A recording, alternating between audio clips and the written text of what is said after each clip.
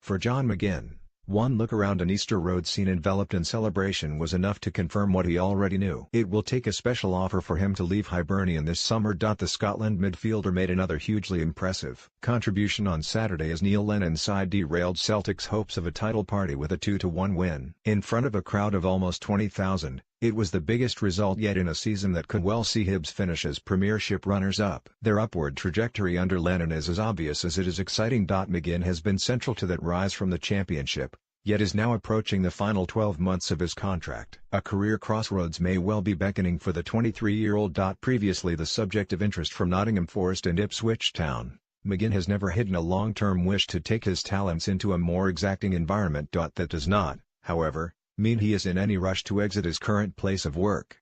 Now in his third season with Hibs, McGinn's happiness is being reflected in his performances. The speculation is something that's always been there since my first season here, said McGinn. When asked about his future, I've always said the same thing: I'm learning, I'm getting better, and I'm loving playing in front of sellout crowds. I feel as if I'm getting better all the time. At the same time, though, I'm ambitious. I want to go and test myself at a higher level. However, it would have to be something better than Hibs. I don't take it for granted being here. I love it.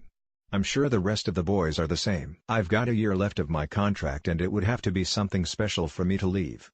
Clearly, there will be financial pressures at work. The thought of losing their prized asset for nothing a year down the line could cause palpitations within the Easter Road boardroom. Unless McGinn is willing to sign a contract extension, offers for his services will have to be carefully considered. Lennon has already claimed £5 million would be a suitable price. Taggart stressed that McGinn should only leave for a club where he will be guaranteed first-team football. I've never changed the fact, or not respected, how good I've got it here, added McGinn. I love playing with the boys here and before such supporters. I think the fans know that. I've never hidden the fact I'm ambitious at some point. But that doesn't need to be now. Everyone, all parties, will know when the time's right. It's up to myself to keep playing away and keep focusing on what I'm doing. A home meeting with Kilmarnock is next up for Hibs this weekend as they seek to close a 3-point gap to Rangers and Aberdeen. McGinn doesn't underestimate the task, but much seems possible after inflicting Celtic's third Premiership defeat of the season. We knew how important it was going into the game, reflected McGinn. People were all tipping us for second place, but you look at it and if we didn't take 3 points against Celtic, it was going to be a tall order. We know it still is. It's going to be a tough ask, but the way we played in front of a great crowd. These are the games you wanted to play in. I think we really thrive on that. This is a club that should be getting crowds like that, watching players who are looking to express themselves and enjoy it. That's what they've got here. It's probably the loudest I've heard, with the exception of derbies. We could see the appreciation the fans were giving us. They were enjoying what they were watching. That adds an extra 2-3% to your game. The fans are loving it, the players are loving it, and hopefully we can continue.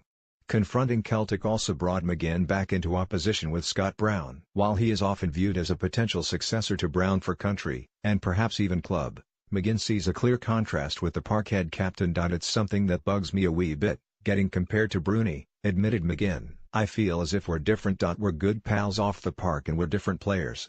I just try to focus on my own game. I wasn't directly against him, I was trying to stop Olivier, Ntcham and Tom Rogic playing. Thankfully, as a 3 in there, we managed to do that. Obviously we are both hungry footballers.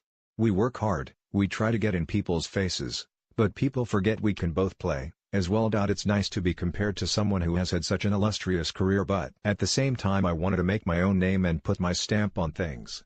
Even if they fall short in the pursuit of second place, a new standard of performance has been implemented by Lennon during a highly successful return to the Premiership. I think everyone's raised the bar, although, of course, the manager has been a huge part in that, added McGinn.